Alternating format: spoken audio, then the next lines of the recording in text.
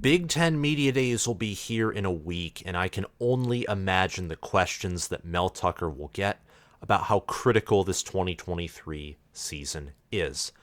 While I don't think Mel Tucker is necessarily in jeopardy of being fired after 2023, unless his team, let's say, goes 1-11 or 2-10, maybe 3-9, I think it is critical for the future of the program and for Mel Tucker wanting to achieve what he said he wants to bring to East Lansing at 2022 Big Ten Media Days, that Scottie Hazelton, Mel Tucker, Harlan Barnett, and anyone else on the Michigan State defensive staff get together and figure out an identity for this defense.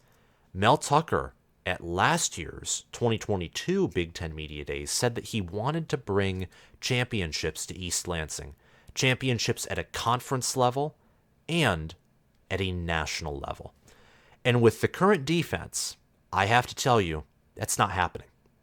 Now, the offense, there are many gripes and concerns about the offense, but that's in another video that I've already made. So if you're curious about my thoughts on Michigan State's offense, and maybe they will be spread out a little bit through this video, but if you want an in-depth video on Michigan State football's offense and my thoughts on it, click the link in the description down below. I think Michigan State's offense this year, their identity, which is running the football, is going to play very well to the strengths of this roster, which tight end, O-line, running back, quarterback are all strong. Wide receiver, I think, currently is the weakest link in the chain of Michigan State's offense. Who would have thought that would have been the case? But we didn't anticipate Keon Coleman to transfer exactly, and losing Jaden Reed to the NFL also hurt. But anyway, this video is on the defense, so if you're curious about the offense, please watch that video, and give that video and this video a like, hit the subscribe button, and click the notification bell so you can get notified when I post more Michigan State football content, Michigan, Ohio State, Penn State football, and Big Ten football content, or college football content all around. We got some top 25 videos, Heisman videos, and power ranking videos coming up in the next few weeks. Again, 1 week away from Big Ten Media Days. We're not even 2 months away from the start of college football. It's exciting. And Mel Tucker, just like every other head coach and every other coaching staff, he's been working hard. Him and his staff have been throughout this preseason. And one of the things, if you're a Michigan State fan, that you're hoping he's worked on is the identity of the defense. Michigan State once again used the transfer portal on the defensive side of the ball. And on offense too, but on defense especially. Michigan State also brought in a great recruiting class, a high quality but low quantity recruiting class for the 2023 cycle out of high school. And despite the fact that they lose a lot of production defensively, most of that is from the secondary. So that might be more of a positive than a negative. The Michigan State Spartans, according to 24/7 Sports, have the 45th best transfer portal class. Some key players that they're bringing in, offensively, Alante Brown at wide receiver. Defensively, they're bringing in guys like Aaron Alexander, for example, a linebacker from UMass, Dre Butler, a defensive lineman from Liberty, bringing in a lot of tight ends, for example, Jalen Franklin from Wisconsin, also Tynail Hopper from Boise State, and Ademola Faleye from Norfolk State. Jarrett Jackson, a defensive lineman from Florida State's transferring in. That's another defensive addition, along with Samar Melvin, a backup corner from Wisconsin. Mel Tucker did bring in a lot of bodies. A lot of these transfers, whether it's according to ourlads.com or myself just looking at the roster, looking at statistics and games played last season, a lot of these transfers will not start. Most of the starting players this season will be players that were enrolled and on the team last year. According to ourlads.com, that's the case for the entire offense, and for the defense, that's the case for all but 2 players. Tunmise Adeleye, sorry if I butchered that pronunciation, defensive end coming in from Texas A&M, highly touted recruit out of high school. He is going to be an immediate impact player. Samar Melvin, the corner from Wisconsin, looks to start opposite of Chester Kimbrough, which to me screams yikes defensively, but we'll get more into the depth chart in a few minutes. I want to talk about the identity of this defense. And the fact just remains that there really isn't an identity defensively. The identity best can be described as bend but don't break, but breaks too often. Breaks in the biggest moments. Outside of the Michigan game in 2021, that is. Or maybe Penn State in 2021 as well. Or really that whole 2021 season.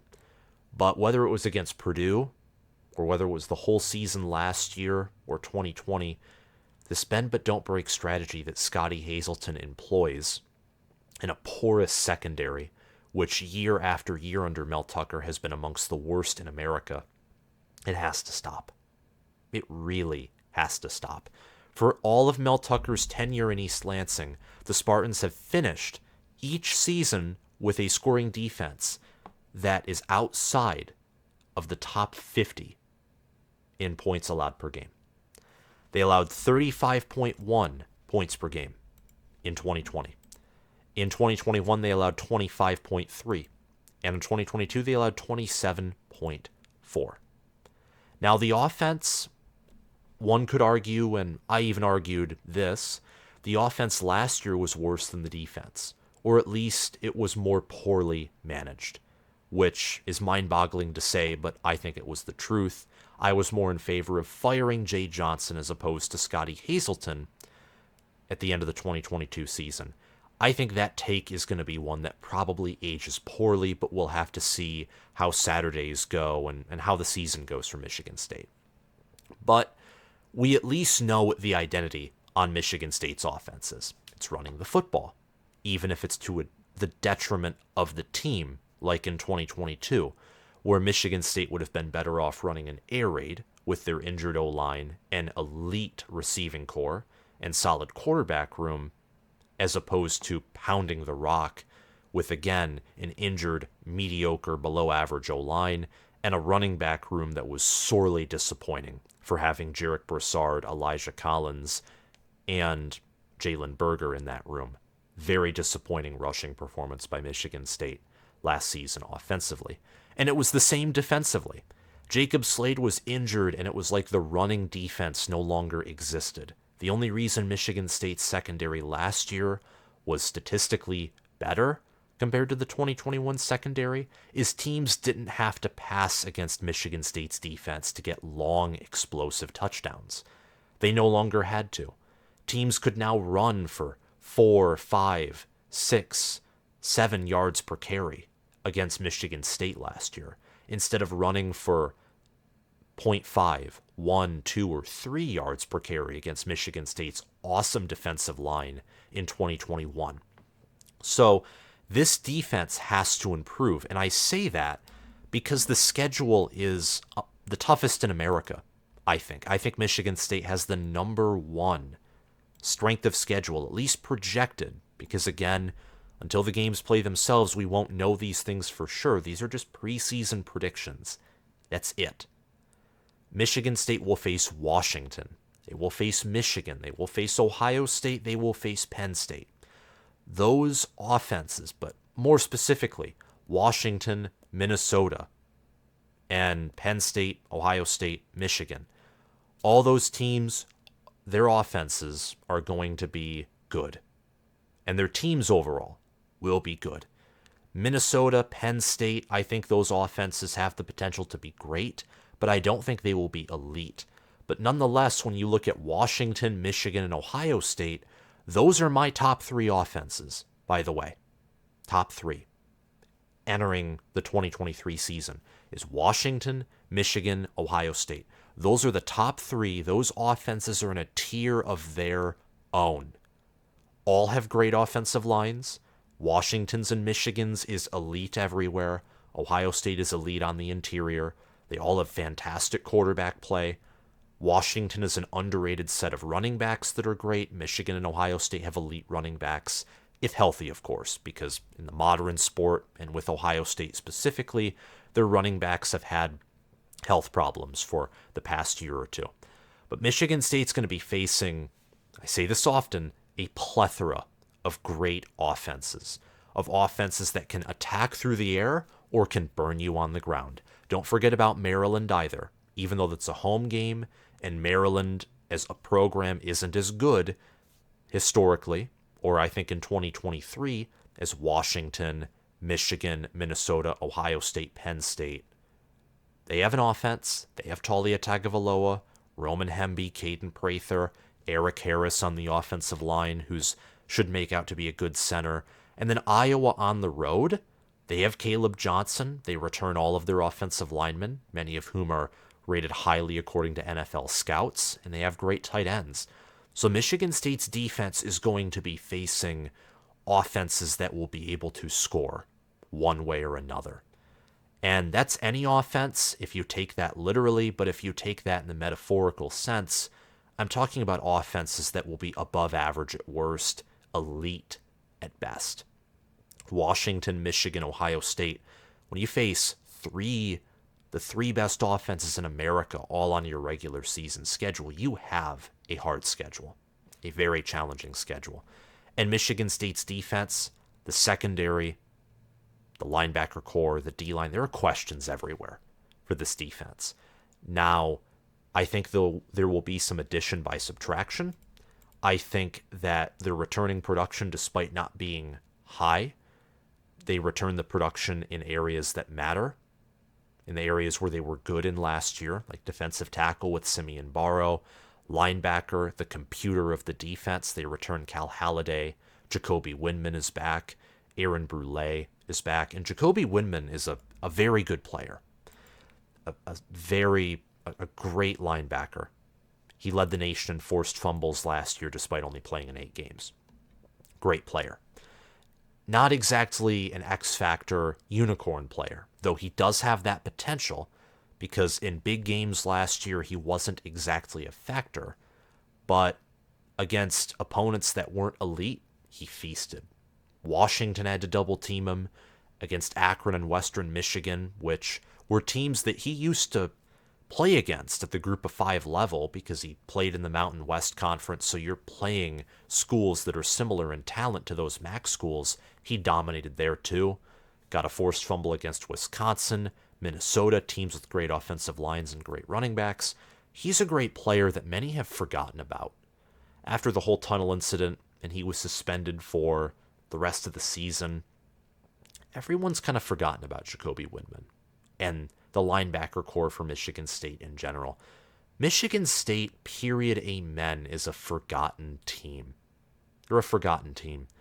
In my opinion, they went from being one of the most overhyped teams in the United States in 2022's preseason to now being one of the most underrated teams in 2023's preseason. Now, if any of you know by watching my top 25 or Big Ten predictions videos, I have Michigan State losing more than a handful of games. I have them going 6-6. Most of that's due to their tough schedule, though, rather than due to the fact that I think they're a bad football team. They will be the best 6-6 team in the country. They'll probably be better than most, if not all, 7-5 teams in America in college football. And the defense, I think, will be a big reason why. I don't think that this defense will necessarily have a solid identity this season. I don't anticipate that they will be elite or even great. But I think, due to returning production at key places like linebacker and defensive tackle, i.e. the front 7, which has been Michigan State's strength on defense, as opposed to the back 5, back 4, depending on if Scottie Hazelton goes into a 4-2-5 or a 4-3-4. And defensive back is where most of the production has left. Defensive back, it's harder to replace production and outgoing starters there, but with how bad players like Ronald Williams have been, or Chester Kimbrough, who sadly is returning and probably will start in 2023, getting in players, young players who Mel Tucker personally recruited, and were 4-stars coming out of high school in Dillon Tatum, Jaden Mangham, and an underrated player in Darius Snow. At secondary, I think that Michigan State at safety will improve in coverage, and this will probably be the best safety room that Mel Tucker has had. Corner, I don't exactly know. I do expect Charles Brantley to at some point replace either Samar Melvin or Chester Kimbrough, just on the virtue that having a Wisconsin backup starting with Chester Kimbrough and then facing Ohio State and Washington wide receivers and even Michigan and Maryland wide receivers, which Michigan and Maryland will have top 20 wide receiver rooms in America, in my opinion, that won't end well. And Charles Brantley is, I think, a good player. I think he's a good corner. He certainly has the potential to be a good corner.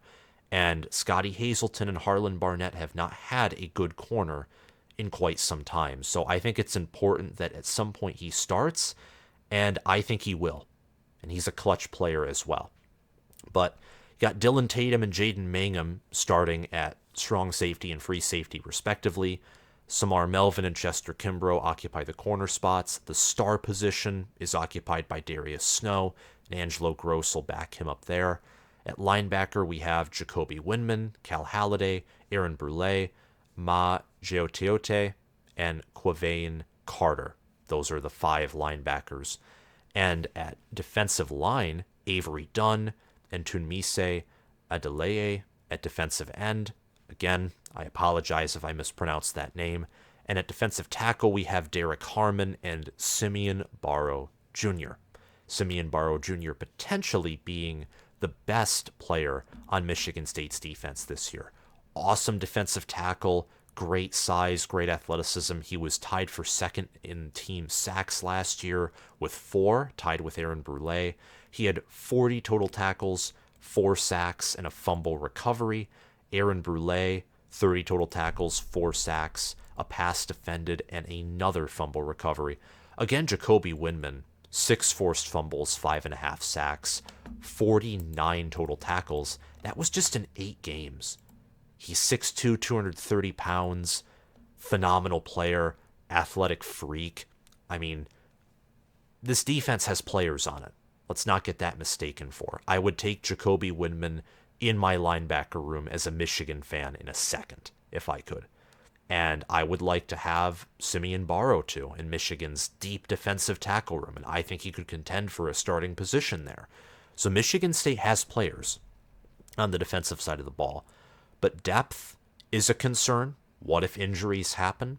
Michigan State, while recruiting well and using the transfer portal in what I'd say has been a 50-50 trade-off, getting great elite players like Kenneth Walker who break the game in a positive way, but also getting players like Chester Kimbrough who just break your mind in a negative way.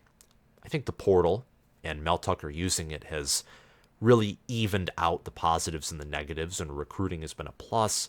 The Spartans still don't have the depth that even a Wisconsin or Iowa or Minnesota has. They can't really afford injuries, and they're not exactly physical yet, though they are getting there. And I think this year with the offensive line and the defensive line, this might be Mel Tucker's most physical team in his tenure at Michigan State, though the 2021 team with their awesome defensive line and okay offensive line, but most importantly, a physical running back in Kenneth Walker, they might have something to say about that.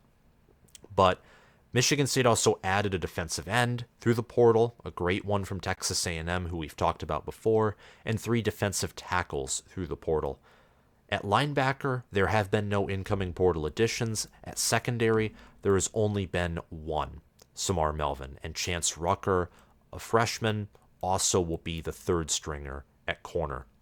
But some incoming transfers on the D-line have been Jalen Sammy, Jarrett Jackson, and Dre Butler. Those are the 3 incoming defensive tackles, none of whom, by the way, look to start, besides, which is strange because they're redshirt seniors coming in for their final or second to last season. So, very interesting. I think Mel Tucker, though, is just trying to build depth there at the worst, and at best he's trying to get competition and just shore up the defensive tackle room, which is very good. So Michigan State, in terms of returning production, is well outside the top 50 in that category nationally, but you got to remember who they're losing. Mostly defensive backs. They're losing some defensive ends as well, and Jacob Slade's gone too. But all in all, I think that there should be optimism regarding this defense. What do I think about 2023, and what are some predictions that I have for this defense for this coming season? I think that Jacoby Windmon will lead the team in tackles. Cal Haladay led the team last year in total tackles with well over 100. Haladay last year had 120 total tackles, 1.5 sacks, 1 forced fumble, and a fumble recovery.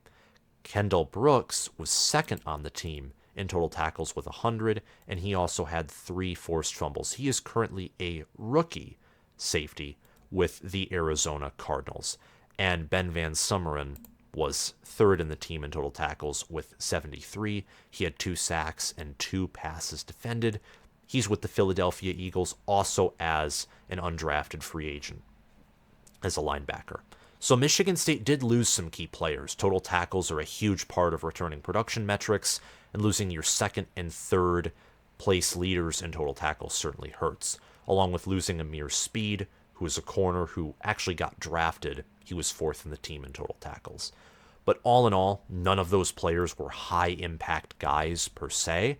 I think Windmon is going to shoot up the board in total tackles, and he'll lead the team with over 100. He'll have over 7 sacks, and he will once again lead the Big Ten in forced fumbles. I don't know if I'm going to go as far to say he will once lead the nation again in forced fumbles, but I think he'll lead the Big Ten. I think that that already is a bold enough prediction, along with him leading his team in total tackles. I think he's just that good of a player. He's solid. He has great technique. If you have 6 forced fumbles and you just watch the technique that he has with his hands, everything's intentional. He's well trained. He's disciplined. He's a great player. And I think you're going to see that this season, and he is going to be one of the best, if not the best player on the Spartan defense. Michigan State's pass defense will improve. They'll have around 35 sacks and around 50 passes defended, and this will be the best secondary that Mel Tucker has had so far at Michigan State football. I think that at safety, Xavier Henderson was a great guy, good player, but his biggest weakness was coverage. And if you're a secondary player, you gotta cover. And Ameer Speed, despite being drafted, he couldn't cover. Ronald Williams, Chester Kimbrough, Xavier Henderson, almost every player on that secondary last year could not cover anyone. They could not follow their man. They could not cover in zone. They couldn't do anything. They were helpless out there. But replacing those guys and Dillon Tatum, Jaden Mangham, these are versatile players who probably can play multiple positions and be shuffled around if Mel Tucker needs them to be. They're sophomores. They got playing time as true freshmen, and they're going to be starting now. I think safety, the coverage there is going to improve. Corner, I think, is still a massive weakness, but if you can get some improvement somewhere, and I think that's what safety is going to be, you have to take it. You absolutely have to take it. And Charles Brantley decided to come back after initially entering the portal, so that helps at corner for sure. Brantley right now is a junior, and again, I expect him at some point to start for Michigan State. He's currently projected as a second stringer, but I think he's going to start over Samar Melvin and or Chester Kimbrough. He's just better than those two players are.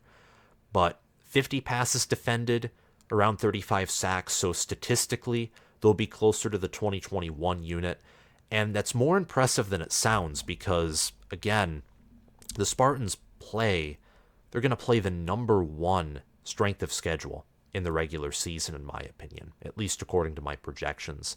And Washington, Michigan, Ohio State, Minnesota, Iowa are going to be teams that have near elite, great offensive lines. Penn State at tackle will be elite. At guard, not necessarily. Iowa, they've had some issues on the offensive line in years past, but they return all of their starters, most importantly their center.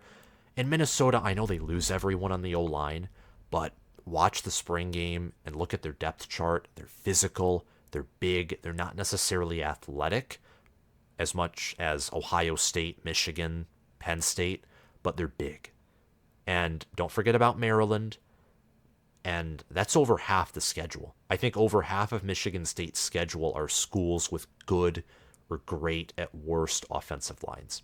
So this D-line is going to get plenty of tests, and they're going to get it early because Washington, who I have reaching the college football playoff, is coming to East Lansing to play under the lights in just the third game for both programs. The defensive tackles will anchor this defense with elite starters and quality depth. And yes, I did say elite. I did. And that's because I believe in Simeon Barrow. Simeon Barrow is a great player.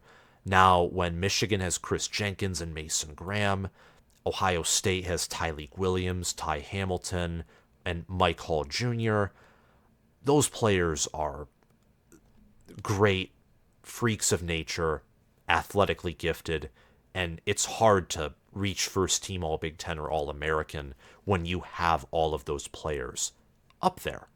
And Simeon Barrow will certainly contend with those guys, along with Tara Edwards from Illinois, Logan Lee from Iowa, and also Kenneth Grant from Michigan. Ohio State and Michigan have some of the deepest defensive tackle rooms in the country. Michigan State has Simeon Barrow and Derek Harmon. Not as deep as Michigan or Ohio State, or even Georgia for that matter, but very close.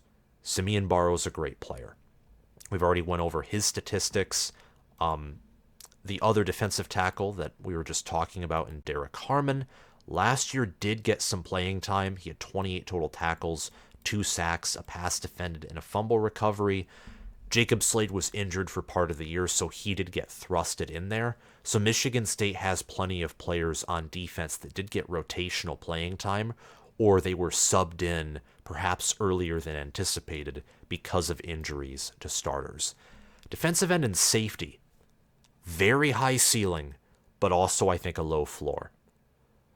Part of that's because of the youth, incoming transfers, new starters. And Dillon Tatum and Jaden Mangum, they're very athletic. They're 4-stars coming out of high school. Tunmise Adeleye was a highly ranked 4-star coming out of high school who committed to Texas A&M, enrolled there, and now is at Michigan State. So you have blue chip talent at those positions. Avery Dunn is a redshirt junior with experience who had 3 sacks last year. He looks to be starting opposite on the other side of defensive end, left side, along with Chris Bogle as his backup, another 4-star who transferred in from Florida before the 2022 season. There is talent there. And according to high school recruiting, there's probably more talent at those positions than at defensive tackle, linebacker, or corner. They have high ceilings, but they also do have low floors. So whereas defensive tackle is probably the anchor, maybe the identity even of this defense, what's going to make or break this unit will be the secondary and will be the pass rush. We know defensive tackle's good. Linebacker, we know, is at least above average. Cal Haladay and Aaron Brule have their own questions, especially Haladay when it comes to coverage. But Jacoby Windmon, if he can play in every game, is going to be an impact player. Defensive end, safety, and corner, even though we're pretty certain that corner will once again be the weakness of this team, those will be the game-changing position groups. Those are the areas with the most movement. And again, I think this will be Mel Tucker's best secondary with Michigan State, and I expect the Spartans to face the 3 best offenses in college football this season. So it's going to be rough for the Spartans, but defensively, I think they'll improve. I think there's a lot of hope. There's also a high ceiling for this defense, but once again, a low floor. So a lot of variability. We'll just have to see how this upcoming season goes. And Washington and Maryland after that will be a great initial bunch of tests for us to see what Michigan State's identity and strategy is on defense. Thank you guys for watching. If you liked this video, please hit the thumbs up button, subscribe, and comment your thoughts on Michigan State's defense down below. Thank you all for watching, and I'll see you guys soon. Bye-bye.